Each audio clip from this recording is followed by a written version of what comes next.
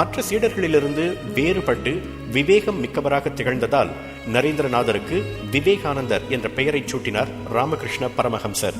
அன்றிலிருந்து அந்த பெயரிலேயே அவர் அழைக்கப்பட்டார். யோகாசனத்தை முழுமையாக கற்று வேதாந்தங்களை கற்பிக்க தொடங்கினார் விவேகானந்தர். காசி, லக்னோ, ஆக்ரா, பிருந்தாவனம், ரிஷிகேஷ் என இந்தியாவின் எல்லா பகுதிகளுக்கும் யாத்திரை மேற்கொண்டார்.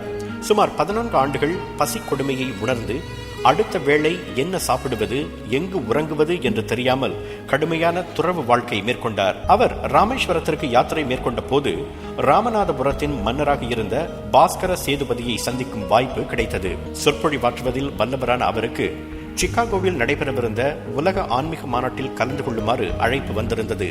விவேகானந்தரின் விவேகத்தை உணர்ந்த மன்னர் அந்த மாநாட்டில் பேச தம்மை விட விவேகானந்தரே சிறந்தவர் என முடிவு செய்தார்.